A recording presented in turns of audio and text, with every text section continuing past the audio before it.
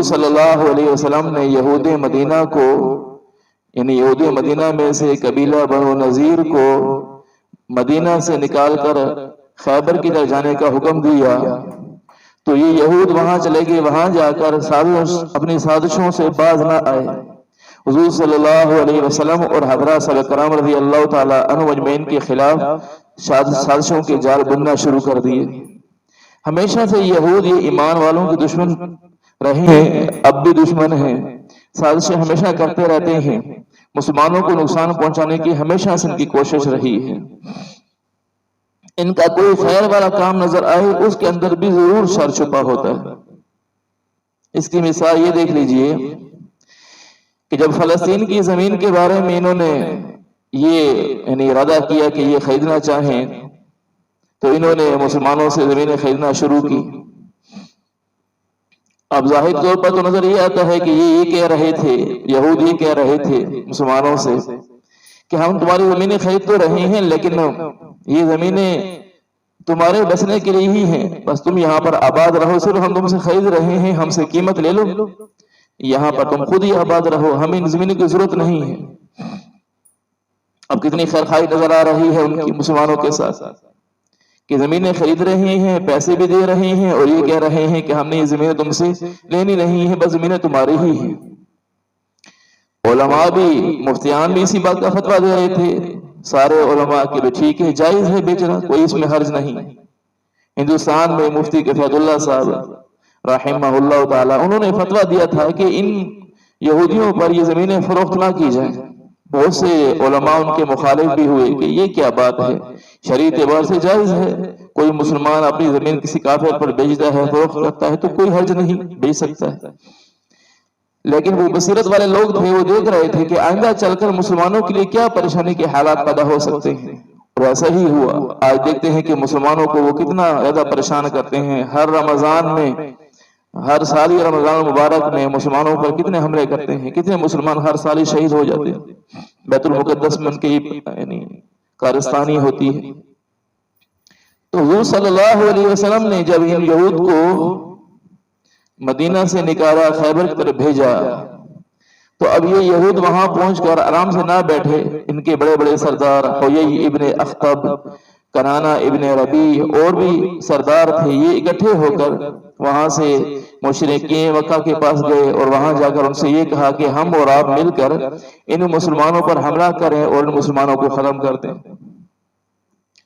تو اب مشرکین مکہ وہ تو پہلے سے ہی مسلمانوں سے مار کھا چکے تھے، وہ تو اس تلاش میں تھے کہ کوئی ہمیں موقع ملے اور مسلمانوں کو ختم کیا جائے۔ انہوں نے بھی اس بات کا اظہار کیا کہ ٹھیک ایسے ہی ہونا چاہیے۔ تو اب انہوں نے اور قبائل کو بھی اپنے ساتھ ملانا شروع کر دیا، ایسے بڑے بڑے قبائل کے جو یعنی جنگی اعتبار سے بہت زیادہ مشہور تھے، جنگی اعتبار سے، لڑنے کے اعتبار سے بڑے بڑے مارکوں میں وہ فتح حاصل کرنے والے، ان کو بھی جا کر انہوں نے اپنے ساتھ ملایا۔ مسلمانوں کو بڑی پریشانی ہوئی کہ تو سارے اکٹھے ہو گئے ہیں، مسلمانوں کی تعداد بہت تھوڑی، مسلمانوں کی تعداد تقریباً 3000 کے قریب تعداد مسلمانوں کی، 36 گھوڑے مسلمانوں کے پاس ہیں۔ اب یہ جنگ کی حالت ہے، ان کے خلاف کفار کی تعداد کو دیکھا جائے تو بہت زیادہ تعداد ہے، اور ان کے پاس ساز و سامان بھی بہت زیادہ۔ تو حضور صلی اللہ علیہ وسلم نے حضرات صحابہ کرام رضی اللہ تعالی عنہم اجمعین سے مشورہ کیا کہ جنگ کی صورتحال کے بارے میں کیا اقدامات کیے جائیں۔ تو حضرت سلمان فارسی رضی اللہ تعالیٰ عنہ نے عرض کیا کہ یا رسول اللہ، جب اہل فارس جنگ کرتے تھے تو ایسے حالات میں وہ خندق کھود لیا کرتے تھے، تو اگر ہم خندق کھود لیتے ہیں تو اس سے ہماری بڑی حفاظت ہو جائے گی۔ حضور صلی اللہ علیہ وسلم کو یہ تدبیر بڑی پسند آئی، کیونکہ مدینہ کے 3 اطراف میں تو کھجوروں کے باغات، نخلستان اور مکانات تھے، جس کی وجہ سے کفار کی اس طرف سے آنے کی جرات تو تھی نہیں۔ ایک راستہ تھا شام کا راستہ، جس راستے سے وہ آ سکتے تھے، حملہ کر سکتے تھے۔ تو حضور صلی اللہ علیہ وسلم نے یہاں پر کوئی 3.5 میل کے قریب خندق کھودنے کا ارادہ فرمایا۔ تو آپ صلی اللہ علیہ وسلم نے 10 صحابہ کرام کو 10 گز زمین جو ہے وہ ان میں تقسیم کی کہ اس کی یعنی خندق کھودنی ہے، اور اس کی چوڑائی اتنی رکھنی ہے کہ کوئی گھوڑ سوار اگر دوڑا کر بھی آئے تو وہ اس کو پار نہ کر سکے، اور اگر کوئی اس کے اندر گر جائے تو وہ باہر نہ نکل سکے۔ 5 گز کے قریب اس کی گہرائی رکھی گئی۔ اس طرح سے یہ خندق کھودی گئی۔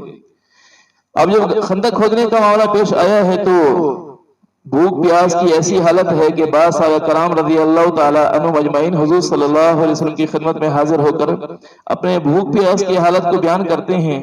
وہ کہتے ہیں کہ ہم نے پیٹ پہ پتھر باندھ رکھے ہیں، تو حضور صلی اللہ علیہ وسلم اپنے پیٹ مبارک سے کپڑا ہٹاتے ہیں تو آپ صلی اللہ علیہ وسلم نے 2 پتھر باندھ رکھے۔ ایسی حالت میں حضور صلی اللہ علیہ وسلم اور حضرات صحابہ کرام خندق کھودنے والے ہیں، اور آپ صلی اللہ علیہ وسلم بنفس نفیس ان میں شامل ہیں خندق کھودنے کے اندر۔ ایک جگہ پر خندق کھودنے کی نوبت آئی ہے تو وہاں ایسا پتھر آیا جس کو کوئی توڑ نہیں سکتا تھا۔ حضور صلی اللہ علیہ وسلم کے سامنے صورتحال پیش کی گئی۔ آپ صلی اللہ علیہ وسلم تشریف لے گئے۔ آپ صلی اللہ علیہ وسلم نے کدال ماری، ایک دفعہ ماری تو روشنی ہوئی، دوسری دفعہ، پھر تیسری دفعہ میں وہ جو چٹان تھی وہ ٹوٹ گئی۔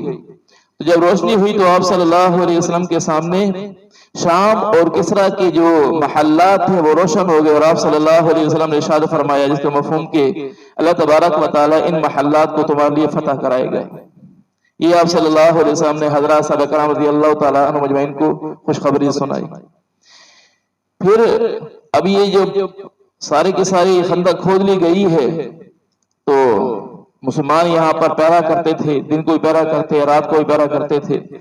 اللہ تبارک و تعالیٰ نے مسلمانوں کی مدد فرمائی ہے اس حال میں کہ جہاں یعنی ان کی ایک رسد جو تھی غذا کے اعتبار سے وہ بھیجی جا رہی تھی، حضور صلی اللہ علیہ وسلم کے حکم سے اس رسد کو روک دیا گیا، جس کی وجہ سے مسلمانوں کو اس سے فائدہ بھی حاصل ہوا اور مشرکین تک وہ امداد نہ پہنچ سکی۔ اب حضرات صحابہ کرام رضی اللہ تعالیٰ عنہم اجمعین یہاں پیرا دینے والے، یہاں کئی واقعات پیش آئے خندق کے کھودنے پر، اور خندق کے کھودنے کے بعد کئی واقعات پیش آئے۔ مشرکین میں سے عمر ابن عبد ود جو بڑا شاہ سوار تھا، اور نوفل ابن عبداللہ یہ بڑا شاہ سوار، یہ کسی طرح سے خندق کو پار کر کے یہ مسلمانوں کی طرف آ گئے، اور انہوں نے آ کر نعرے لگانا شروع کر دیے، حال میں مبارز ہے کوئی ہمارے مقابلے میں آنے والا۔ تو پہلے زمانہ میں تو یوں ہو کرتا تھا کہ بڑے بڑے شاہ سوار ہوتے تھے، یہ آ کر پہلے میدان میں آتے تھے اور آ کر اپنے مقابلے کے لیے کسی کو طلب کرتے تھے۔ پہلے ان کی لڑائی ہوتی تھی، پھر اس کے بعد آگے فوجی آپس میں لڑائی کرتی تھی۔ تو اس نے آ کر عمر ابن عبد ود نے آ کر نعرہ لگایا، حال میں مبارز ہے کوئی ہم سے مقابلہ کرنے والا، مجھ سے مقابلہ کرنے والا کوئی ہے تو آئے۔ حضور صلی اللہ علیہ وسلم نے حضرات صحابہ کرام رضی اللہ تعالی عنہم اجمعین سے فرمایا کہ اس کے مقابلے میں کون جائے گا؟ تو انہوں نے حضرت علی رضی اللہ تعالیٰ عنہ کھڑے ہوئے کہ یا رسول اللہ انا لہو، میں اس کے مقابلے میں جاتا ہوں۔ آپ صلی اللہ علیہ وسلم نے ارشاد فرمایا بیٹھ جاؤ، یہ عمر ابن عبد ود ہے، کیونکہ بڑا مشہور تھا وہ۔ حضرت علی رضی اللہ تعالیٰ عنہ اس کے مقابلے میں جسامت کے اعتبار سے کمزور ہے۔ اس نے پھر نعرہ لگایا کوئی ہے تمہارے تم میں سے میرے مقابلے میں آنے والا؟ پھر حضور صلی اللہ علیہ وسلم نے حضرات صلی اللہ علیہ وسلم سے فرمایا کہ کوئی ہے اس کے مقابلے میں جانے والا؟ تو حضرت علی رضی اللہ تعالیٰ عنہ پھر کھڑے ہوئے، یا رسول اللہ انا لہو، میں اس کے مقابلے میں جاتا ہوں۔ پھر آپ صلی اللہ علیہ وسلم نے فرمایا علی یہ عمر ابن عبد ود ہے، بڑا شاہ سوار ہے، بیٹھ جاؤ، بٹھا دیا۔ تیسری مرتبہ جب پھر نعرہ لگایا، پھر حضرت علی رضی اللہ تعالیٰ کھڑے ہوئے تو حضور صلی اللہ علیہ وسلم نے وہی جملہ دہرایا۔ تو حضرت علی رضی اللہ تعالیٰ عرض کرنے لگے یا رسول اللہ وہ عمر ابن عبد ود ہے تو میں بھی علی ہوں، میں اس کے مقابلے میں جاؤں گا اس کے۔ آپ صلی اللہ علیہ وسلم نے اجازت عطا فرما دی۔ اب وہ یہ کہہ رہا تھا مسلمانوں کو للکار کر کہ تم جس جنت کے مشتاق ہو، جس جنت کو حاصل کرنے کے لیے تم آئے ہو، کیا تم جنت میں نہیں جانا چاہتے؟ میں تمہیں جنت میں جلدی پہنچا دیتا ہوں۔ اس طرح کے مسلمانوں کو وہ الفاظ سے للکار رہا تھا۔ تو حضرت علی رضی اللہ تعالیٰ عنہ کھڑے ہوئے اس کے مقابلے کے لیے گئے، تو اس نے آ کر حضرت علی رضی اللہ تعالیٰ عنہ سے پوچھا کون ہو؟ کیونکہ حضرت علی رضی اللہ تعالیٰ عنہ نے چہرہ چھپایا ہوا تھا، تو کہنے لگا کون ہو؟ تو حضرت علی رضی اللہ تعالیٰ عنہ نے فرمایا کہ میں علی ابن ابی طالب ہوں۔ تو اس نے کہا بھتیجے تم تو میں تمہارے خون سے اپنے تلوار کو نہیں رنگنا چاہتا، جاؤ کسی اور کو بھیجو، اپنے چچاؤں میں سے کسی کو بھیجو، تم تو ابھی چھوٹے ہو۔ تو حضرت علی رضی اللہ تعالیٰ عنہ نے فرمایا کہ تم تو مجھے قتل نہیں کرنا چاہتے لیکن میں تمہیں قتل کرنا چاہتا ہوں۔ تو وہ آگے بڑھا، اس نے آ کر حضرت علی رضی اللہ تعالیٰ عنہ پر ایک وار کیا۔ حضرت علی رضی اللہ تعالیٰ عنہ نے ڈھال سے اس کو روکا، اسے پھر دوسرا وار کیا۔ حضرت علی رضی اللہ تعالیٰ عنہ نے دوسرا وار بھی روک لیا۔ جب اس نے تیسرا وار کیا تو تیسرا وار اتنا سخت تھا کہ وہ ڈھال کو چیرتا ہوا حضرت علی رضی اللہ تعالیٰ عنہ کے کندھے پہ لگا، جس کی وجہ سے حضرت علی رضی اللہ تعالیٰ عنہ کا کندھا زخمی بھی ہوا۔ پھر حضرت علی رضی اللہ تعالیٰ عنہ نے آگے بڑھ کر ایسا وار کیا، ایسا سخت وار کیا جو ڈھال کو چیرتا ہوا اس کو دو ٹکڑے کر دیا۔ ایسی زبردست ضرب لگائی کہ اس کو دو ٹکڑے کر دیا۔ اور اس پر حضرت علی رضی اللہ تعالیٰ عنہ نے اشعار بھی کہے تھے کہ ہم جو ہے کفار سے ڈرنے والے نہیں ہیں، مفہوم کہ ہم کفار سے ڈرنے والے نہیں ہیں، ہم تو جنت کے مشتاق لوگ ہیں، ہم تو ایمان والے ہیں۔ تو اس کے بعد حضرت علی رضی اللہ تعالیٰ عنہ دوڑے ہوئے، نوفل ابن عبداللہ تھا وہ بھی خندق کو پار کر کے آ چکا تھا، حضرت علی رضی اللہ تعالیٰ عنہ اس کے پیچھے دوڑے اور آگے بڑھ کر حضرت علی رضی اللہ تعالیٰ عنہ نے وہ جو کہ خندق میں گر گیا تھا، حضرت علی رضی اللہ تعالیٰ عنہ نے آگے بڑھ کر اس کو بھی وہیں قتل کر دیا۔ تو پھر اس کے بعد ان مشرکین کی آگے بڑھنے کی جرات نہ ہوئی، وہیں پر وہ رہے۔ یہاں ایک واقعہ یہ بھی پیش آیا کہ قبیلہ بنو قریظہ جن کا حضور صلی اللہ علیہ وسلم حضرات صحابہ کرام رضی اللہ تعالیٰ عنہ اجمعین کے ساتھ اس بات کا معاہدہ تھا، یہ بھی یہودیوں کا قبیلہ تھا، لیکن ان کا اس بات کا معاہدہ تھا کہ اگر کبھی لڑائی ہوئی کفار کے ساتھ، یعنی مشرکین کے ساتھ لڑائی ہوئی تو ہم مشرکین کا ساتھ نہیں دیں گے بلکہ ہم آپ کا ساتھ دیں گے۔ تو حضور صلی اللہ علیہ وسلم تو ان کے ساتھ معاہدہ، لیکن انہوں نے وہی جیسے کہ مشرکین کا کفار کا معاملہ ہے، ہمیشہ سے غداری کرتے چلے آئے ہیں، کبھی مسلمانوں کے خیرخواہ نہیں ہو سکتے، تو انہوں نے وہی معاملہ کیا کہ انہوں نے غداری کرتے ہوئے یہ حیی ابن اخطب، یہ بڑا چالاک قسم کا آدمی تھا، بڑا چالاک قسم کا یہودی تھا، اس نے قبیلہ بنو قریظہ کو بھی اپنے ساتھ ملا لیا تھا۔ تو حضور صلی اللہ علیہ وسلم کو یہ بھی پریشانی تھی کہ یہ بھی قبیلہ ان کے ساتھ ہو گیا ہے، اب تو ان کی تعداد اور بھی بڑھ گئی ہے، لیکن اللہ تبارک و تعالیٰ نے مدد فرمائی کہ جو قبیلہ مشرکین کی طرف سے ایک اور قبیلہ جو جبرا جنگجو قبیلہ تھا، اس میں سے ایک شخص مسلمان ہوا، وہ بڑا سمجھدار تھا، تو اس نے حضور صلی اللہ علیہ وسلم سے عرض کیا کہ اگر آپ کی اجازت ہو تو میں ایسے طریقہ اختیار کرتا ہوں کہ قبیلہ بنو قریظہ اور مشرکین کے درمیان آپس میں اختلاف ہو جائے اور یہ قبیلہ بنو قریظہ جنگ سے دور ہو جائے، میں کچھ ایسا طریقہ اختیار کر سکتا ہوں۔ حضور صلی اللہ علیہ وسلم کی اجازت سے اس نے ایسا طریقہ اختیار کیا تو قبیلہ بنو قریظہ ان کو چھوڑ کر واپس چلا گیا۔ اس طرح سے ان کی طاقت جو ہے کافی کمزور ہو گئی۔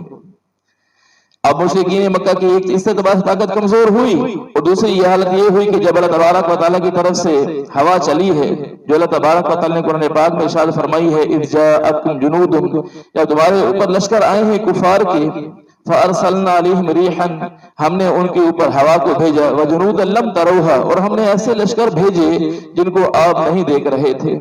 اللہ تبارک و تعالیٰ کی طرف سے مدد ایسی آئی ہے، کفار کے دلوں میں اللہ تبارک و تعالیٰ نے ایمان والوں کا روب ڈال دیا۔